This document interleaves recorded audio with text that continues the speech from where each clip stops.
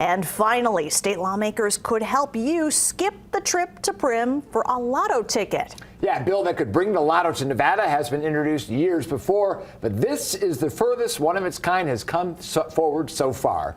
Fox 5's Mike Allen here now with the progress. Mike.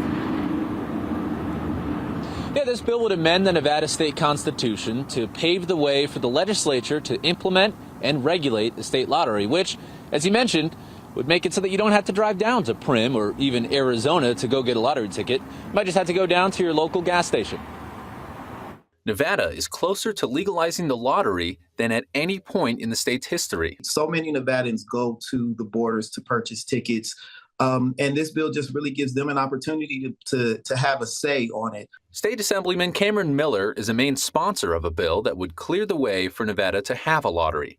After all the attempts to create one over the decades have failed to even get out of committee, this one is gaining traction, passing the state assembly Monday with almost 2/3 of the vote. I think the opinion on the lottery in our state is just changing as our population has grown. And so many people have transplanted from other communities in other states where they had the opportunity to play that they just don't have that opportunity here. Miller thinks it's time to reflect how he feels most Nevadans view the lottery, but there is pushback among his colleagues in the state assembly. The lottery this would create would be in direct competition with our gaming industry, our brick and mortar gaming industry that provides lots of jobs, many of them very good paying jobs. Assemblywoman Jill Dickman making a familiar point about how casinos could be impacted by a lottery, but Miller says they can coexist. Many of our gaming partners in our state also operate in states successfully that also have lotteries. Dickman also claims lotteries sometimes do more harm than good. It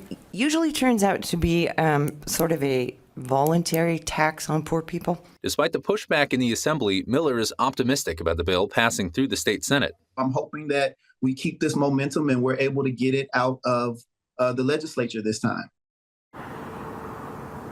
Now, even if it does pass the state Senate, it still has a long road ahead. In 2025, it would go back to the state assembly, then back to the state Senate, and then finally in 2026, the entire state of Nevada would be able to vote on it. Reporting live, Mike Allen, Fox 5 News, local Las Vegas.